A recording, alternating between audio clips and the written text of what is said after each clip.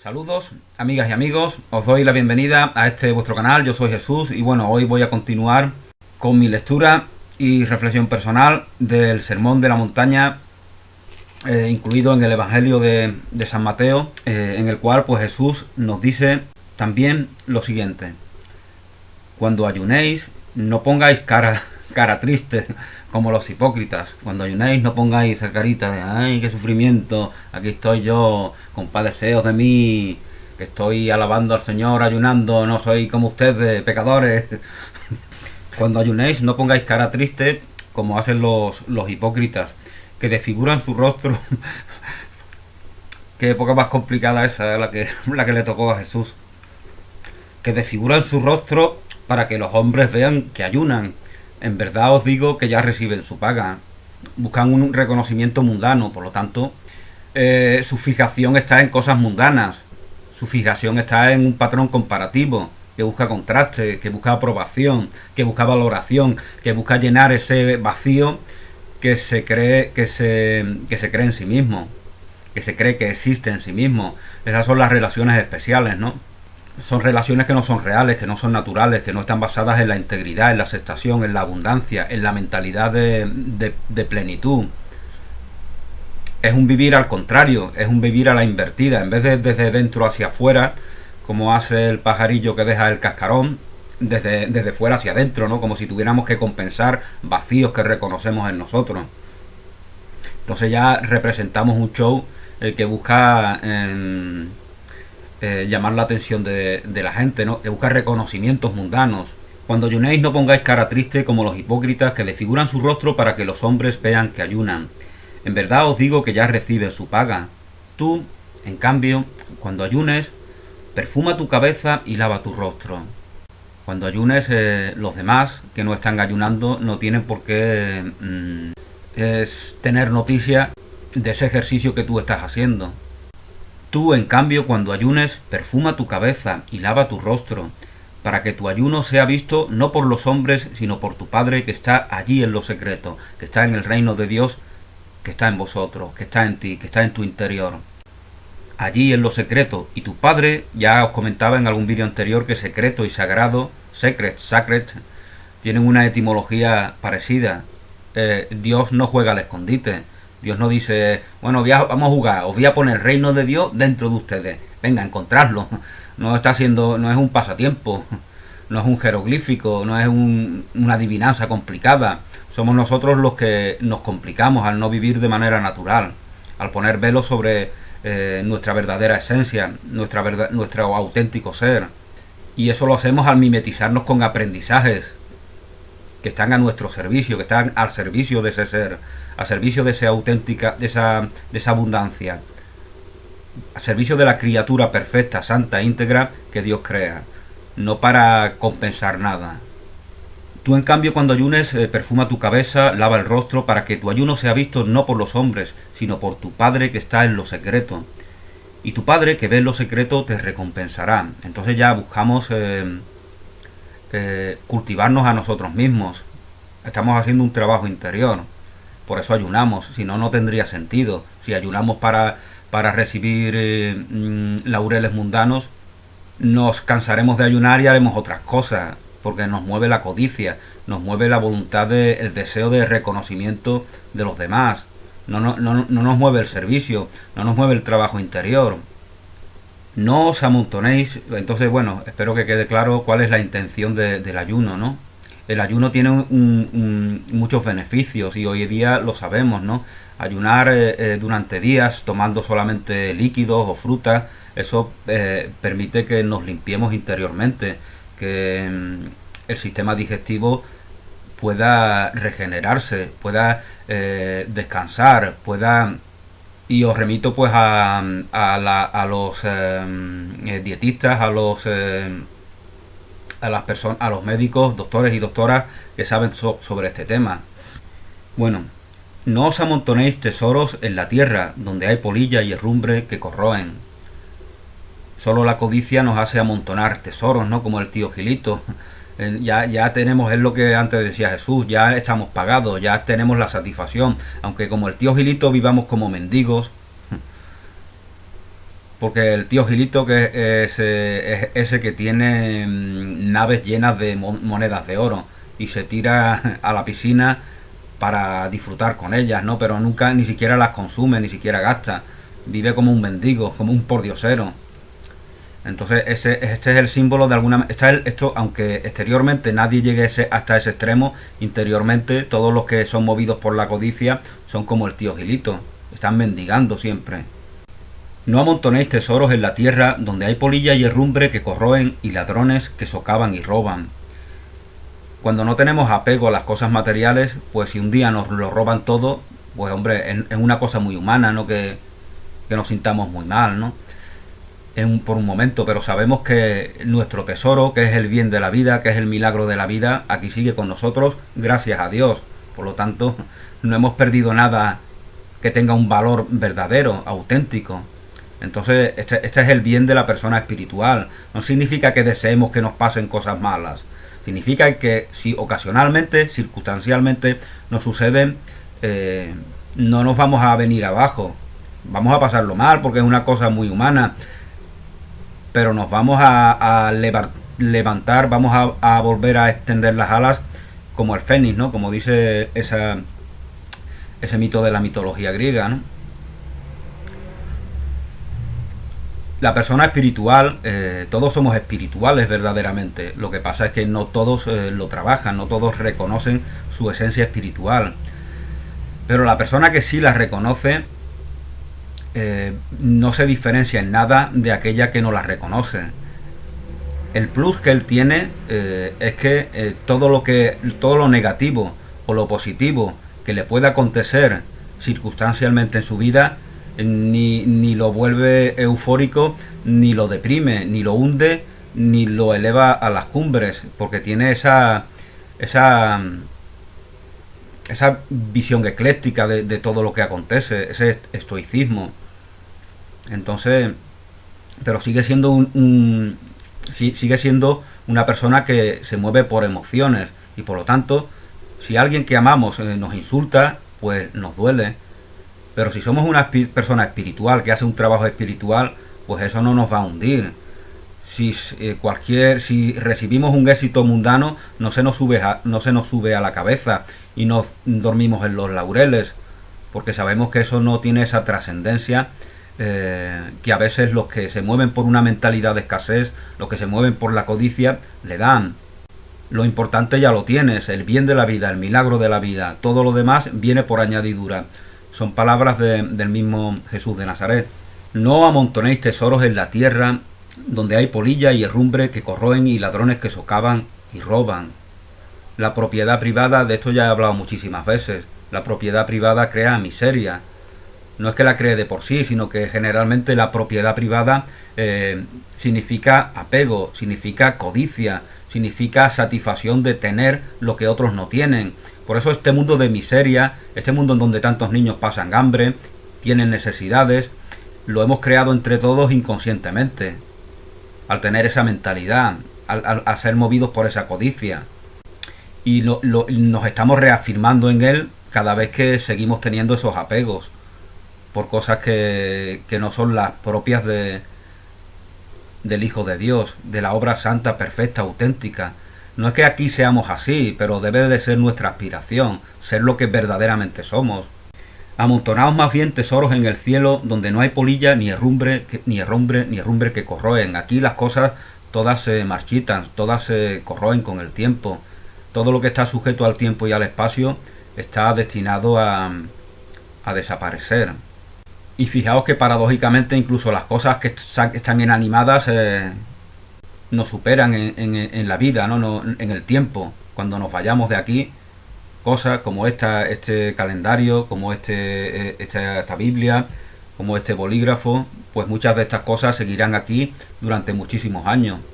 Las casas, ¿no?, que vemos, incluso hay, si no me equivoco, creo que en el mundo hay algún que otro árbol que ya estaba en el mundo cuando Jesús estaba predicando en este planeta. Por no hablar de las montañas y demás, ¿no?, que siguen ahí, tal como Jesús las vio, por eso tiene ese atractivo tan grande, ¿no?, la tierra de Palestina o de Israel o de como lo quieras llamar. Amontonad vuestros tesoros en el cielo, donde no hay polilla ni herrumbre que corroan, ni ladrones que socaven y roben.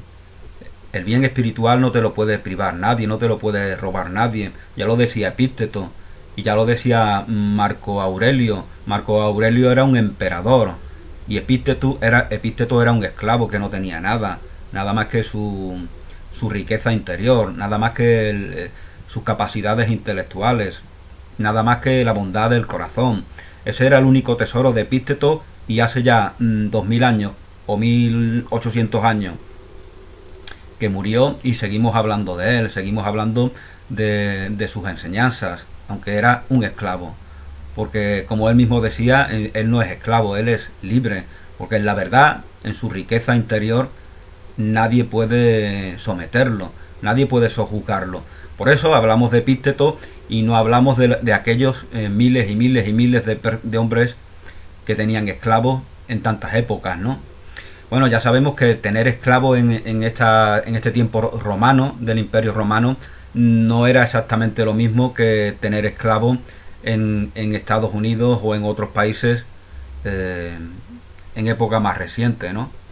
La condición de esclavo a veces estaba incorporada al domo, ¿no? Al hogar, ¿no? Al entorno doméstico. Entonces era un poco distinto. Era algo aceptado socialmente, de que existían clases, y desgraciadamente todavía somos herederos de esa mentalidad, mientras que no tengamos voluntad de transformarla. Por eso Jesús a veces se le llama socialista equivocadamente, porque el socialismo es algo que idolatra lo social, y él es un hombre que habla del corazón, de la naturaleza, de la verdad. Al César lo que es del César y a Dios lo que es de Dios. Jesús no es un hombre político, en el sentido que ahora le damos a esta palabra, ¿no? Bueno, he perdido un poco el hilo de lo que decía, pero creo que más o menos os estaba dando a entender de que Jesús quiere que tengamos conciencia de que la cabeza es una y que los pies son dos. Aquí en este mundo es un mundo de dualidad, es un mundo en donde las cosas se contrastan, se comparan, en donde tenemos que actuar para que otros reciban, en donde tenemos que recibir para que otros puedan darnos. Es un mundo dinámico, es una realidad dinámica. Pero en el mundo de Dios, en el reino de Dios, todo es unidad. La unidad es la manera de ser de Dios, que se expresa a través de la dualidad, a través de la relación en el mundo manifestado. Entonces, teniendo conciencia de esto, ya es un poco más complicado que nos confundamos y pensemos que somos el efecto en vez de la causa. Entonces ya nos cultivaremos para reconocernos en esa causa, en esa esencia. Fijaos que esto es una filosofía fácilmente comprensible por la razón. No se trata de superchería, no se trata de fe ciega. Por eso esa es la forma en la que el mensaje de Jesús ha sido distorsionado. Las iglesias mundanas han distorsionado inconscientemente el mensaje de Jesús, y aquellos ateos, agnósticos, nihilistas, escépticos que dan respuesta al mensaje de Jesús realmente no están respondiendo a Jesús, porque no están comprendiendo lo que Él está diciendo. Están respondiendo a las iglesias que inconscientemente han distorsionado las palabras de Jesús. Por eso es tan importante que nosotros mismos leamos sus palabras, reflexionemos, recapacitemos, reflexionemos, recapacitemos, llegamos a una conclusión. Eso es lo que hace León Tolstoy en el siglo XIX, después de años y años y años de inquietudes, de tensiones, de problemas, de contradicciones, llegando a su vejez, porque nunca es tarde, da igual que tenga 90 años. Os remito, por ejemplo, la literatura española está llena de grandes genios. Desgraciadamente tienen que ser los extranjeros los que los reconozcan, ¿no? Bueno, el teatro clásico español, tenemos por ejemplo la obra de Tirso de Molina, El condenado por desconfiado, en el cual existe una persona que ha estado dándole la espalda a Dios, que ha estado durante toda su vida, que ha estado viviendo en la degradación, en la depravación, y sin embargo al final se salva, porque nunca es tarde para comprender. Porque los males del pasado que nos evocan la culpa solo sirven para darle continuidad a esa culpa que nos impiden reconocernos en el reino de Dios, en el eterno presente de la vida, en el milagro de la vida. Entonces, una vez que debido a ese arraigamiento de la culpa la reactualizamos en el presente, ya estamos determinados a confrontarnos con nuestros semejantes. Estamos predeterminados, por eso nos sentamos ante televisores para ver los males del mundo que culpabilizan a otros. Los niños mueren de hambre, claro, porque hay unos ricos que no le dan su dinero. Así lo resolvemos, así podemos seguir siguiendo nuestra vida que no nos da fruto, que no es una vida de servicio a nuestros semejantes. Nos excusamos, pensamos que nosotros no podemos hacer nada, que otros tienen el poder, que otros tienen los medios, que otros tienen las capacidades, pero eso no es así. Y bueno, como ya he dicho en otras ocasiones, los males domésticos, las guerras domésticas son exactamente igual que las guerras mundiales, que los males mundiales. Tanto es en lo pequeño como es en lo grande. Y por eso cuando nosotros nos transformamos, ineludiblemente se transforma nuestro entorno. Y si nuestro entorno se transforman otros entornos, hasta que toda la Tierra, todo el planeta, toda la humanidad se transforma, y eso lógicamente tiene un efecto positivo, como no puede ser de otra manera. Aquel que se acepta, aquel que es movido por la certidumbre, por la integridad, no puede cometer crímenes, no puede hacer daño a sus semejantes, porque no está predispuesto a eso, porque tiene ya conciencia, porque está despierto, porque sabe cuál es su tesoro, y de esto nos habla Jesús ahora. Porque donde está tu tesoro, allí estará también tu corazón. Donde está tu tesoro, allí está tu corazón. ¿Dónde está tu tesoro? En el apego al dinero, en el apego a la materia, en el apego a los deseos. Ahí está tu tesoro, pues ahí está tu corazón. Y en todos sus latidos te está recordando tu codicia, tu vanidad. Entonces, como podemos revertir esto es cultivando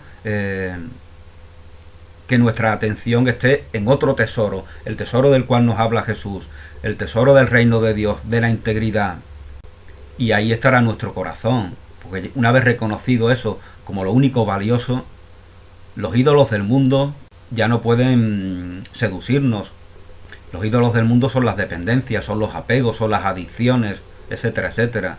Son las compensaciones, son la vida evasiva que durante tantos años se ha promovido también en Occidente. Esa vida evasiva, entre otras cosas, por ejemplo, terminó con movimientos tan importantes como el de los años 60, en donde había una intención de despertar a una conciencia superior, y al final aparecieron las drogas, aparecieron el alcoholismo, la vida frívola, la violencia política, el ejército rojo que mata a las personas. Todo se distorsionó, todo se degradó. Violencia, droga, evasión, todo eso acaba con una semilla, no la acaba de verdad, ¿no? Porque estamos aquí, nos hemos enriquecido de esos movimientos que había en los años 60, gracias a que no terminaron del todo, ¿no? Aunque aquí en España realmente, pues los años 60 no eran más que el guateque y el whisky y nada más. Y el bailoteo estúpido.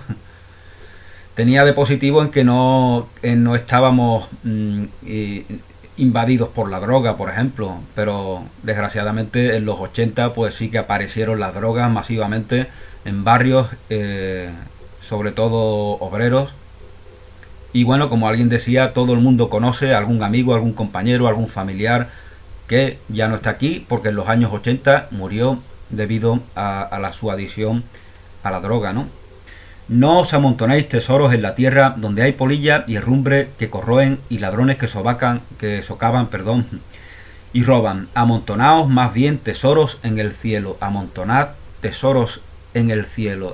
El reino de los cielos, el reino de Dios, está en vosotros. Amontonad tesoros allí. Allí no hay polilla ni herrumbre que corroan. Allí no puede acceder lo que antes os comentaba. Este mundo manifestado está expuesto a caducar, donde todo caduca, todo se corroe. Incluso aunque, como esta estampa, como este calendario, no perduren sobre nosotros mismos.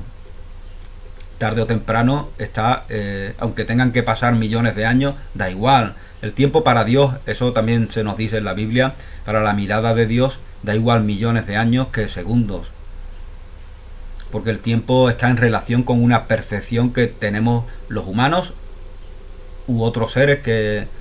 de esto se toma conciencia. Ya os hablaba de cómo el tiempo funciona, de la percepción del tiempo es diferente cuando estamos durmiendo en ocasiones, como la percepción del tiempo es diferente para algunos animales también, como los sentidos son distintos para ellos.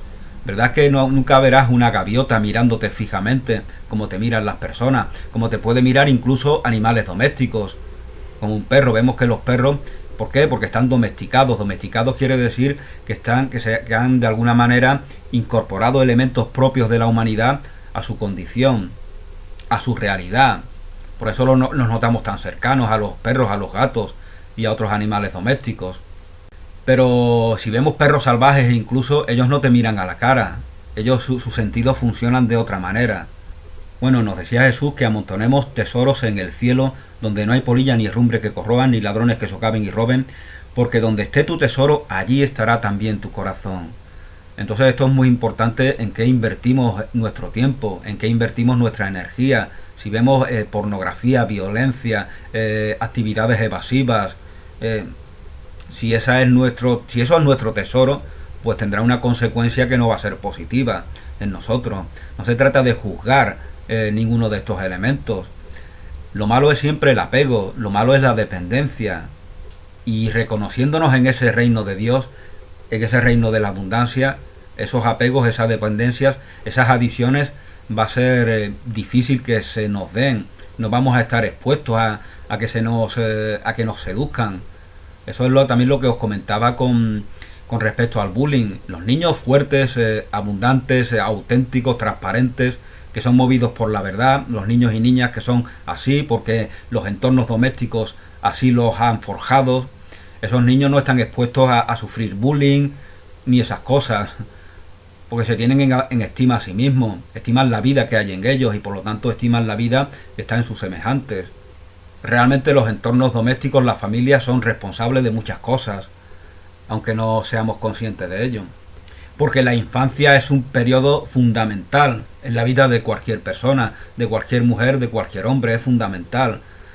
No significa que lo que nos haya acontecido en la infancia ya nos determine inexorablemente. Pero sí que muchas personas, es lo que os comentaba de los barrios marginales, niños abandonados, en familias desestructuradas, donde hay violencia, donde hay drogadicción, donde hay delincuencia. ¿Qué les va a pasar a esos niños?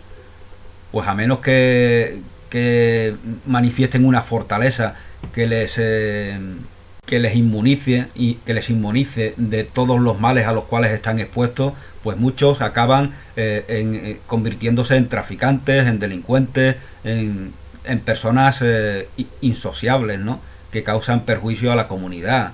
Pero mientras existan esas zonas marginales así, pero esto también existe en los barrios ricos. En los barrios ricos también hay ladrones de guante blanco, que hacen mucho daño a los demás y que se satisfacen en hacerlo, porque tienen la misma mentalidad que los barrios marginales realmente, aunque no sean conscientes de ello. Bueno, pues por el momento aquí pongo término a esta reflexión. El próximo día, si Dios quiere, seguiré con la lectura del Sermón de la Montaña. Muchas gracias, bendiciones y hasta una nueva ocasión.